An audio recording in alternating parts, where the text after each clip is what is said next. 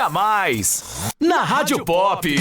Chega mais aqui na Rádio Pop nessa quarta-feira. Estamos recebendo aqui a visita. Eu vou chamar de doutora, só a primeira vez, tá? Obrigada. Doutora Júlia, chega mais perto do microfone aqui, doutora. Oi. Tá ótimo assim, fica excelente. Doutora Júlia Dutra, a Júlia, otorrinolaringologista. Tô feliz que eu consegui falar essa palavra aqui.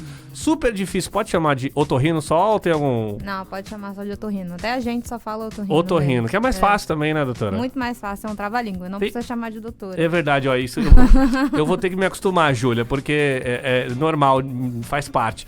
Mas eu acho que, assim, deve ter alguma prova na faculdade de medicina pra falar otorrinolaringologista, né? Você não. passa no teste, né, se você Na fala. faculdade são tantos nomes que a gente tem que decorar, muito mais difícil. Ah, então esse tá tranquilo. Esse aí é tranquilo. Esse fica só pra mim que sou leigo, por exemplo. Júlia, vamos falar um pouco sobre você, né? Primeiro eu queria deixar o seu Instagram, @dra.juliadutra. Você pode seguir lá, mandar mensagem também. Você que tá precisando passar com o otorrino. A gente vai falar sobre isso hoje, as dúvidas, né? A importância do otorrinolaringologista. E você pode mandar sua mensagem aqui no 12 3108 9090. Mas eu queria que você contasse um pouco quem é você também. Você atua em Lorena, é isso? Isso, eu sou de Lorena, nasci lá.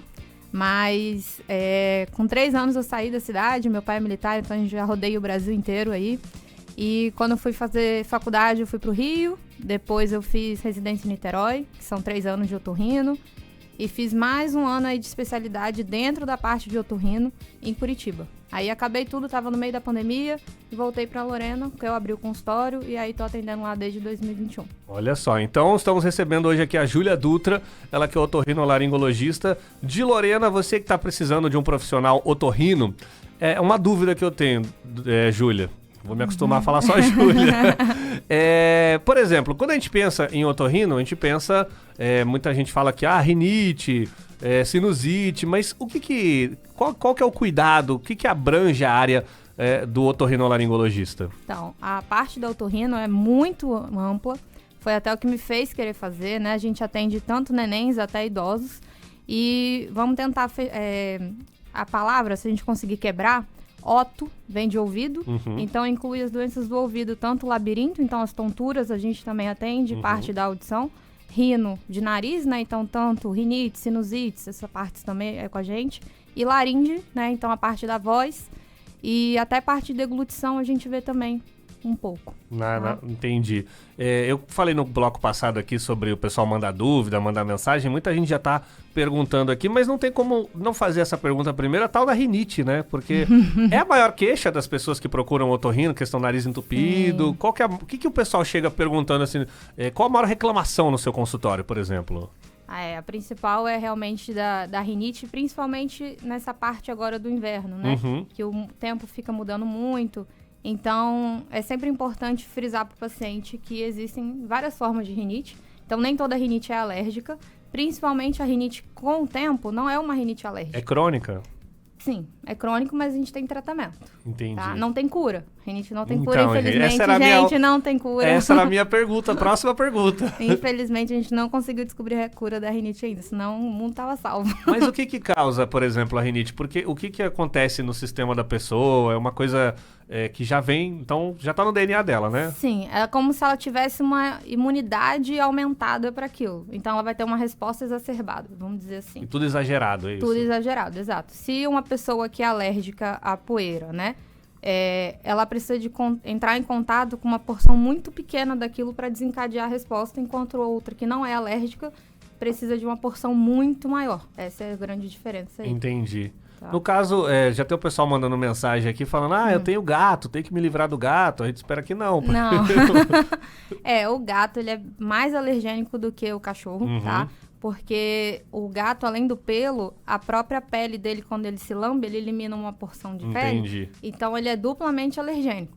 E o gato, a gente vai desenvolvendo uma alergia maior conforme a gente vai ficando mais tempo em contato com ele. Entendi. Mas não precisa se livrar do seu gatinho, gente. Deixa ele lá. Eu lembro que eu passei uma época, quando eu era criança, eu sofro de tudo isso, né? Rinite, bronquite também. Você tava me falando que todo mundo que tem bronquite e asma também tem rinite, é isso? Isso, 100% das pessoas têm asma. Bronquite e asma são um pouquinho diferentes, mas sim. asma, 100% das pessoas que têm asma têm rinite. Agora, não é 100% das pessoas que têm rinite que vão ter asma, mas... Então, tem essa diferença. Tem essa diferença. Então, é por isso que é importante, se você tiver asma, você tem que estar com a sua rinite tratada. porque a pessoa que não trata a rinite e tem asma vai ter mais crises. Até porque o nariz está entupido, mais difícil para respirar, então vai Tá atrapalhando tudo um monte de tudo interligado, conectado, né? Tudo conectado. Nossa, apesar de eu tratar a via aérea superior, que a gente fala, né, que é acima aqui da laringe, se você tá com muita secreção descendo do nariz, laringe vai descer pro pulmão também e vai desencadear as crises de asma. E aí, no caso, por exemplo, você falou do tempo. Eu me lembro que quando eu era criança, eu tive uma crise muito forte. Eu já sempre tive rinite, eu andava com um lenço no bolso o tempo todo, era muito ruim. Melhorou muito hoje eu tenho uma qualidade de vida melhor. Mas eu lembro que eu fui num médico, ele falou assim, eu morava em São Paulo na época, poluição Pior também, aquela ainda, coisa horrível. Eu amo São Paulo, mas é complicado, tá? Não é fácil não. E aí eu lembro que o moço falou, o médico falou pro meu pai, falou, uma coisa boa seria, sei lá, você mudar pra uma cidade mais quente, com uma região litorânea. Falou até, muda pra Recife. Meu pai falou, como assim? Como é que eu vou mudar? Não tem como. Então, e ajuda mesmo? Sim, ô, e Júlia? é engraçado você ter falado Recife, porque foi até pra onde eu fui morar depois, porque eu morava em São Vicente. Ah, sim. E eu também sofria muito com essas crises de rinite, de tudo isso. E o médico também falou, vai pro litoral. E aí meu pai pediu transferência pra lá. Entendi. E eu fiquei muito bem da rinite os anos que eu morava lá no Ajudou Nordeste. bastante. Porque é um clima muito mais constante, né?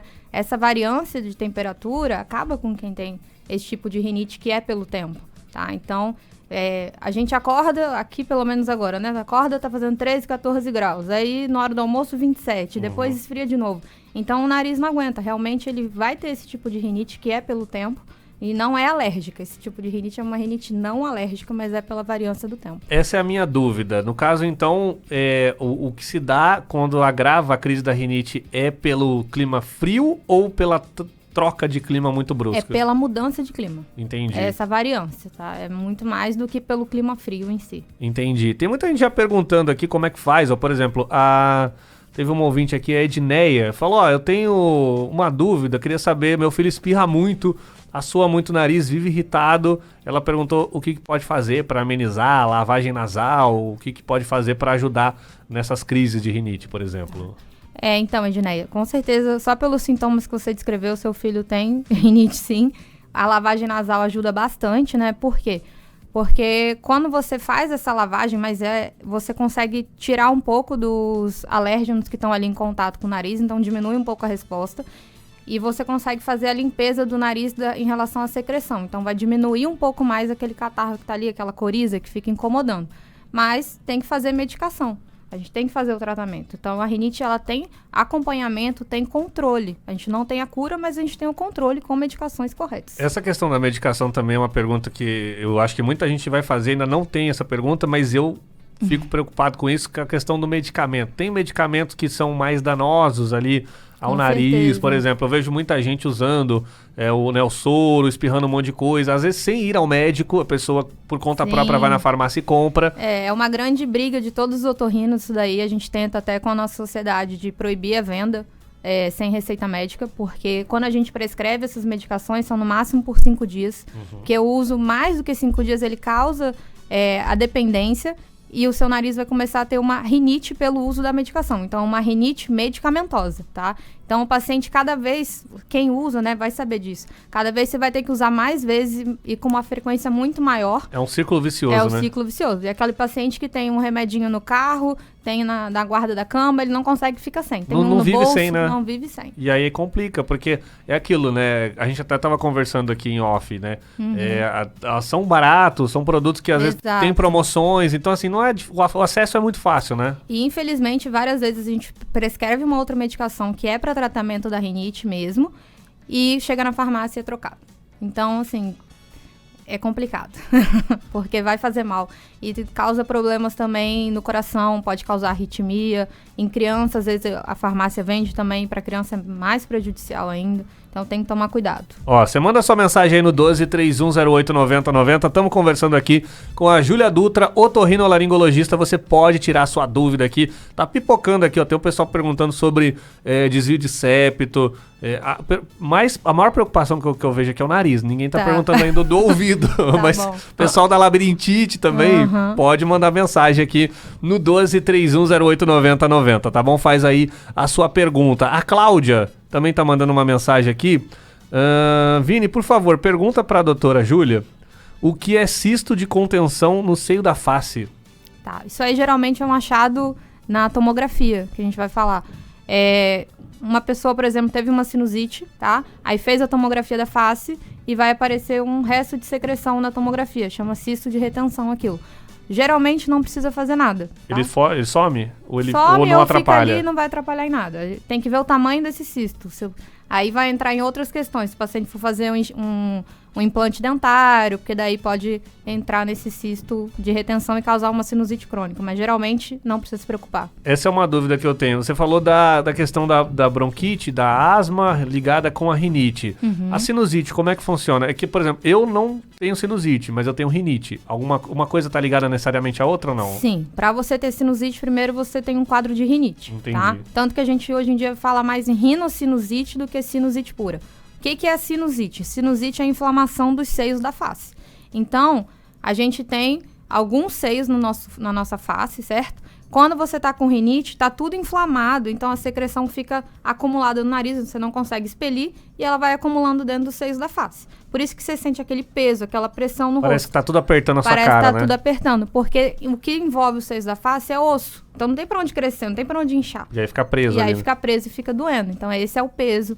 Aí a pessoa fica mais prostrada, fica com dor de cabeça, fica com febre. Esses são os sintomas aí da sinusite mais aguda, né? Um quadro mais... Começou recente. E tem a sinusite crônica também. E aí, no caso, também é uma questão alérgica.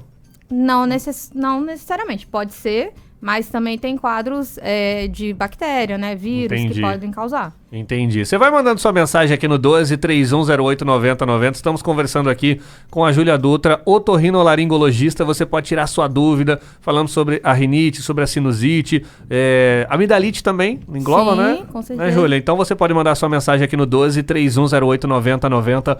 Chama no WhatsApp da Pop.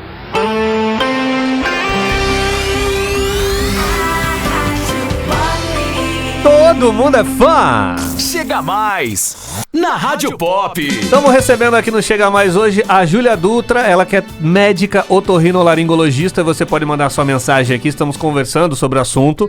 Pode tirar sua dúvida aqui no 12-3108-9090, tá bom? Falamos sobre rinite no bloco passado, falamos também sobre sinusite. Tem um pessoal perguntando aqui, ô Júlia, sobre amidalite. O que é amidalite e como que a gente pode contornar? Quais são os sintomas? Como é que a gente sabe que o negócio tá ruim? Tá. A amidalite é a inflamação das amígdalas. Tudo que acaba com it é inflamação, tá? Se você abrir sua boca e olhar no espelho, você vai ver que tem 2 bolas lá atrás. Essas são as amígdalas, tá? E é importante diferenciar a amidalite de uma dor de garganta qualquer, porque a gente pode ter a faringite só também, tá? A amidalite, geralmente, ela é por algum vírus, tá? 80% dos casos são vírus. Mesmo quando tem aquelas placas amarelas, que o paciente fica super assustado, ele pode ser só por vírus. Não necessariamente é bacteriana, que precisa de antibiótico, tá? Então, assim, isso é muito... Eu gosto sempre de ressaltar isso, gente. Quando a doença é viral, não precisa de antibiótico. Eu sei que os pacientes adoram tomar um antibiótico, ele acha que só vai resolver tomar um antibiótico. É meio que uma forma de se sentir mais seguro, né? Só que não, tá? Se não tem necessidade de antibiótico, a gente não vai passar, porque senão você vai criando resistência aos antibióticos e vai chegar um momento que a gente não vai ter mais antibiótico para passar quando realmente precisar. Quando que funciona, como que funciona no caso, quando é necessário retirar as amígdalas? Tá, principalmente, vamos pela faixa etária aí, crianças que roncam muito, tá, e as amígdalas são bem grandes. Adultos também que ronca, se tirar a amígdala ajuda? Ajuda. Olha, se minha esposa estiver ouvindo, ela vai querer marcar a cirurgia amanhã com você pra mim, porque o negócio é complicado. Mas adulto a gente tem que avaliar outras questões aí, não só a amígdala. Entendi. Mas criança, o principal fator aí de obstrução é a tal da adenóide, aquela carne esponjosa, e a amígdala, o principal fator desse ronco. E as amidalites de repetição, infecções recorrentes, né? Então, mais de 7 em um ano, ou 5, 2 anos seguidos, ou 3 anos seguidos. Esse é o clássico aí que a gente usa para classificar que o paciente realmente tem infecção de repetição. No caso da retirada das amígdalas, não influencia na vida da pessoa, não muda nada. No caso, ela não vai ter amidalite, né? Isso vai ser bom para ela. Não vai ter amidalite, mas pode ter a tal da faringite, tá? Que é a inflamação da faringe. Mas tem muita gente que tem medo, que fala, porque está relacionado ao sistema imune. Realmente, está relacionado ao sistema imunológico nosso de produzir anticorpos, tá? Mas isso é mais quando você nasce. Depois dos 3 anos, que é geralmente a idade que a gente coloca ali pra gente começar a fazer essa cirurgia, não tem mais fator nenhum de auxílio nessa produção de anticorpos. Então, por isso que não tem risco nenhum para a imunidade da pessoa. Pode Entendi. tirar. Ó, tem uma pergunta aqui recorrente no nosso WhatsApp, que é a questão da Covid. Eu tava até perguntando pra você como é que foi o seu trabalho na questão que você trabalhou, né, no enfrentamento à Sim. Covid-19. E, por exemplo, a Nana de Guaratinguetá, nossa ouvinte, falou, ó, meu olfato eu perdi depois da Covid. Ela falou que o médico disse pra dar uma estimulada com café, com outros produtos. Isso. Mas ela falou que já faz 8 meses e ainda não voltou. E ela queria saber se volta, como é que é isso. No caso, eu vi muita gente falando sobre aquela fisioterapia olfativa, alguma coisa assim, no caso... Isso, é a terapia do olfato. Terapia. Assim, todos os estudos que a gente fez, realmente, esse é o principal, tá? É o que mais auxilia. Só que, assim, Nana, infelizmente, como você falou que já tem 8 meses, as chances da gente conseguir recuperar o seu olfato são mais baixas pelo tempo que já tem aí de evolução da doença. Mas continue fazendo, sabe? O ideal é a gente fazer com 4 substâncias diferentes. Então, o café é uma ótima, pode usar baunilha, extrato de laranja, limão, tá? E você tem que cheirar pelo menos 10 segundinhos 2 vezes por dia. Então, e a cada semana você vai trocando essas substâncias aí. Só não usar uma combinação de cheiros. Por exemplo, perfume não é para usar porque vai ser muitos cheiros ali, não vai adiantar para o seu sistema olfativo. Entendi. Porque assim, dentro do olfato, o nosso olfato, né, o nervo que faz o olfato, ele foi lesionado pela Covid. Então, a Covid, ela matou algumas células, vamos dizer assim, mas tem outras que ainda podem ser recuperadas. Então, quando você faz esse estímulo do olfato, você consegue estimular essas células que ainda estão vivas ali, mas que não estão funcionando totalmente. Então, essa é a ideia dessa terapia do olfato. E aí, no caso, quanto mais cedo a pessoa começa a praticar isso, melhor para ela. Exato. Aí existem medicações também nasais, que é bom a gente usar, que são anti-inflamatórios do nariz, né? Para tentar desinflamar um pouco ali também a região. Mas, infelizmente, a gente já teve perda de olfato muito antes da Covid, tá? Tem vários outros vírus que também já causavam isso, mas não igual à Covid. A Covid causou muito mais, né? E a quantidade de pessoas que foram infectadas, que a gente começou a estudar mais agora. Então a gente está aprendendo também junto com a evolução da doença também. É uma coisa muito recente, né? Então tem coisa que talvez a gente vai descobrir mais pra frente, né? Que, com certeza. sei lá, daqui a 3 anos volta o olfato. A gente não sabe também, né? Não dá pra saber. Tem gente que voltou o olfato em uma semana e perdeu 6 meses de novo depois e voltou. Então, assim, cada caso tá sendo bem particular também. Ó, tem uma pergunta aqui do Luiz, ele falou, queria perguntar pra Júlia sobre a falta de ar no meio da noite. Eu acordo assustado e quando o tempo fica muito seco, eu não consigo engolir saliva, fico sem ar, até molhar a garganta novamente. O que ele pode fazer? Tá. Esse caso aí parece ser o tal da famoso apneia do sono, né? Que é o paciente que falta o oxigênio enquanto ele tá dormindo. Então ele precisa investigar questão de ronco, como que tá. Porque faltar oxigênio não é bom, tá, gente? Ainda mais na hora de dormir, Exato. né? E a garganta seca porque tá dormindo de boca aberta. Então a garganta vai ficar mais ressecada. O tempo, quando tá mais seco, vai ficar mais ressecada mesmo a garganta. Mas a grande questão aí que a gente tem que investigar é o fato de você estar dormindo de boca aberta e estar com essas pausas respiratórias. Essa questão de dormir de boca aberta, Júlia, eu já vi um pessoal usando na internet, sei lá, uma faixa que coloca na cabeça pra boca ficar fechada. Isso pode ser prejudicial? É seguro? Porque eu fico pensando em mim, por exemplo. Eu tenho rinite, meu nariz está constantemente entupido. Então eu fico com medo de dormir com um negócio que tapa a minha boca. E aí eu não consegui respirar direito e acordar, né? Ou ter algum problema durante o sono, né? Isso não é bom mesmo, não. Você bloquear, né? Porque a sua boca está sendo aberta por um estímulo cerebral, tá? Porque ninguém morre de apneia. Isso é importante de salientar. A gente não vai morrer por falta de oxigênio enquanto a gente estiver dormindo. Porque o nosso próprio cérebro te faz despertar. Você pode não lembrar de você ter acordado. Mas você acorda. Mas você acorda. Então, quando seu nariz está muito entupido, sua boca automaticamente abre para você conseguir respirar. Tá? É uma defesa do corpo, né? Exatamente.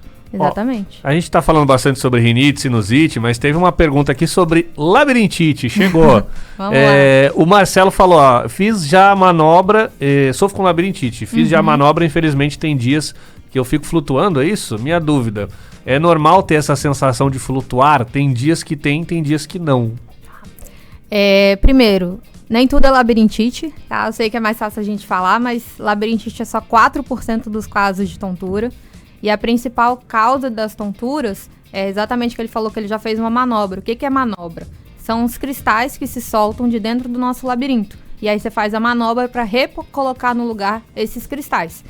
E aí essa sensação de flutuação é porque cada pessoa vai descrever sua tontura de uma forma. E tem pessoas que realmente acham que tá flutuando, que tá andando nas nuvens, parece que tá bêbado. Então cada paciente descreve de uma forma. Mas sim, pode ser que tenha momentos que ele tenha essa flutuação, outros que não, mas a gente tem que descobrir por que tá causando essa soltura desses cristais, vamos dizer assim. A questão da labirintite é algo que a pessoa já nasce com, ou ela desenvolve? Não, ela vai desenvolver, tá?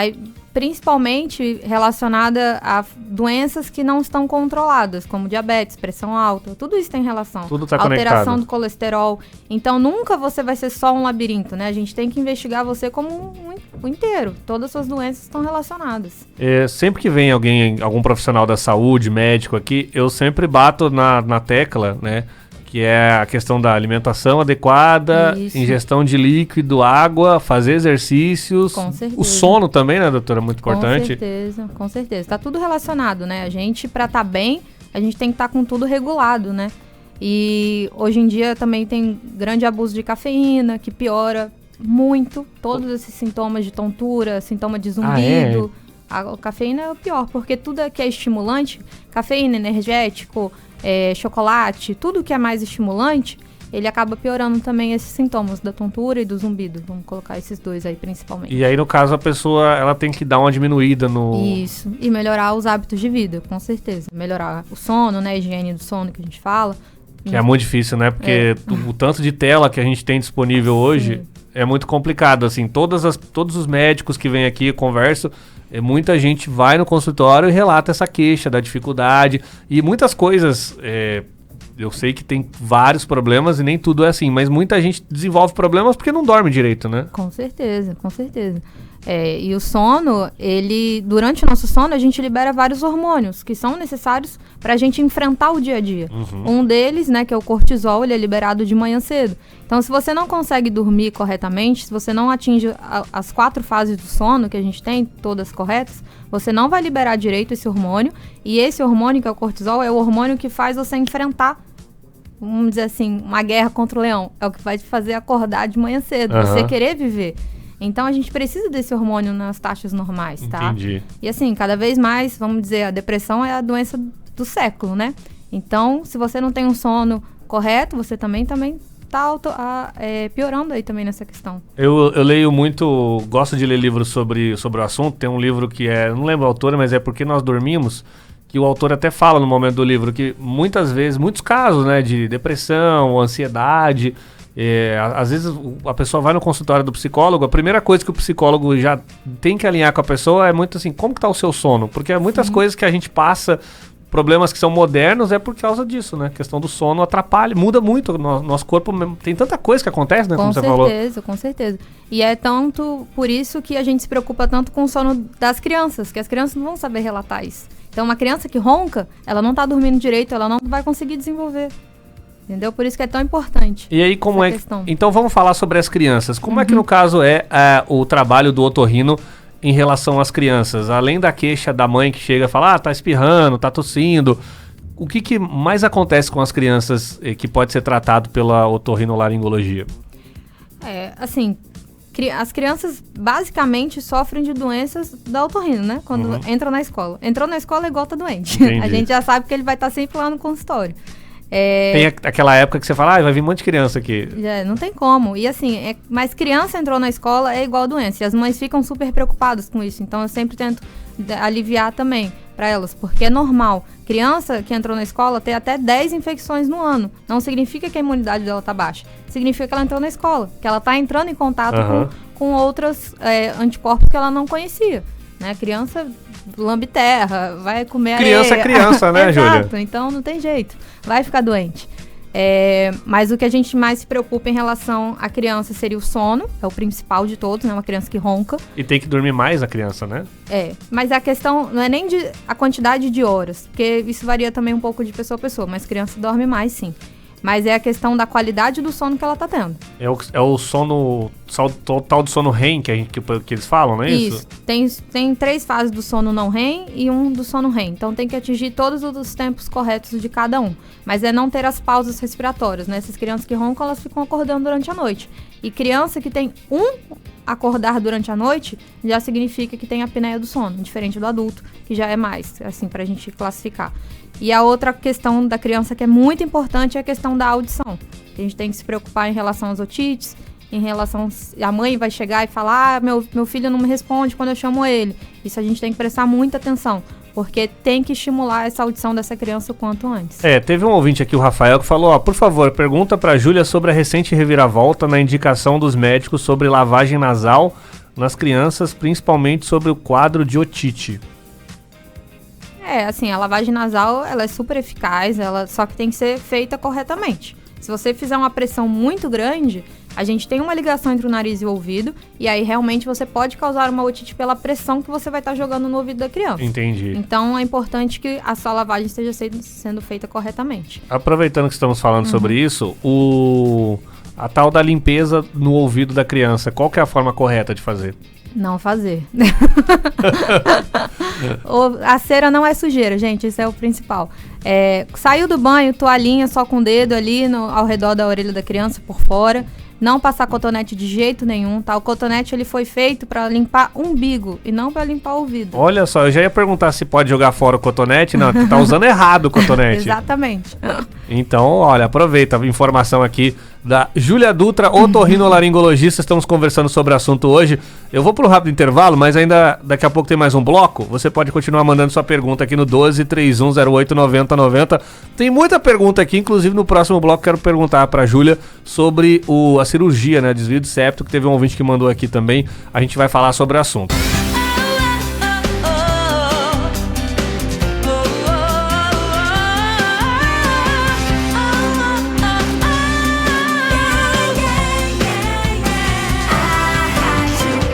Todo mundo é fã! Chega mais na Rádio Pop. Estamos recebendo hoje aqui a Júlia Dutra, otorrinolaringologista. Estamos conversando com ela sobre otorrino, né? Sobre a profissão de otorrinolaringologista e dicas também para você que tem problemas, né, de rinite, sinusite. Falamos também sobre amidalite. Tem um pessoal perguntando aqui, é o Adriano. Ele falou, fiz a cirurgia, Júlia, do desvio de septo, carne esponjosa, e o meu nariz ainda continua muito entupido e eu tenho falta de ar e apneia. Então, Adriano, às vezes, o que é importante você avaliar aí? Se você não tem uma rinite, né? Porque a maioria das pessoas que opera o desvio de septo, você corrige, né, o desvio, mas a pessoa mantém a rinite, então continua tendo obstrução do nariz. Então, como eu falei já anteriormente, a rinite a gente não tem cura, mas a gente tem controle. Então, não existe cirurgia para rinite, mas você vai ter que continuar usando uma medicação no nariz para deixar ele desobstruído, você conseguir respirar melhor. No caso, existe chance da carne esponjosa, por exemplo, voltar ou isso é mito? Sim. Essa carne esponjosa, provavelmente, que ele está falando, é uma estrutura que faz a gente respirar, né? E quem tem rinite tem ela muito aumentada. Então, geralmente, na cirurgia do desvio de septo faz combinada, reduz esse tamanho aí desse corneto, mas ele cresce de novo em quem tem rinite, por isso que a obstrução do nariz volta, tá? Então, por isso que tem que usar a medicação. Que as pessoas não gostam de usar aquele sprayzinho nasal, mas precisa, gente. O Helder mandou uma pergunta aqui, que a gente já respondeu, mas eu vou reforçar isso aqui, que é o Nelsoro. Ele tá perguntando se realmente faz muito mal. Acho que ele chegou na hora que a gente tava falando, acho que ele não tava ouvindo ainda.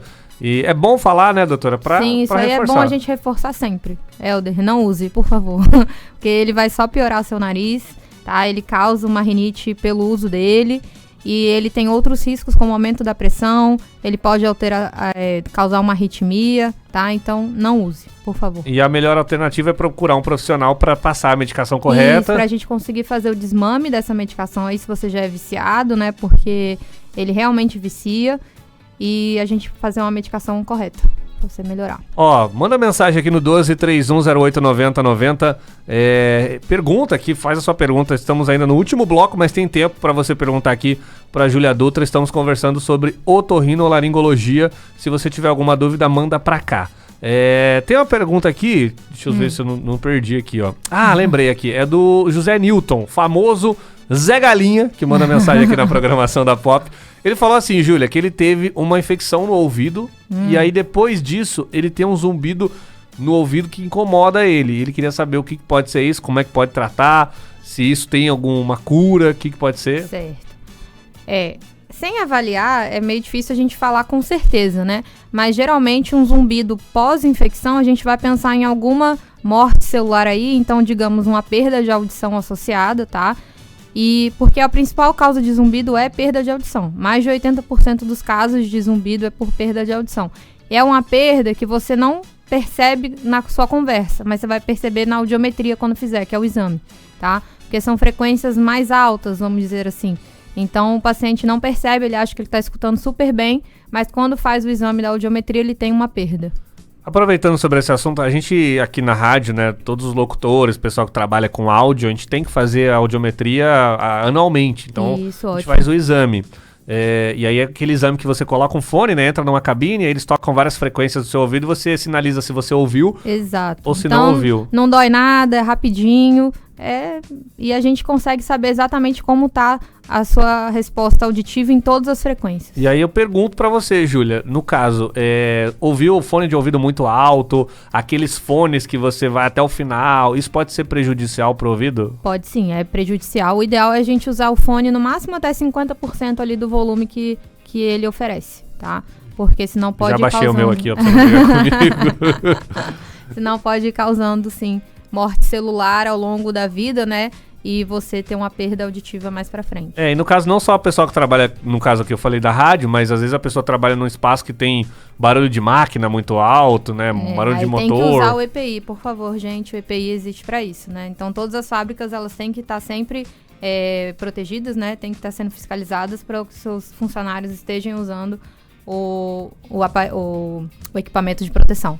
Né? Todos os ambientes que tenham mais de 85 decibéis de exposição tem que usar o EPI. E aí eu te pergunto, no caso, eu falei aqui a gente falou do cotonete, aqueles fones de ouvido que são intra-auriculares também é bom evitar?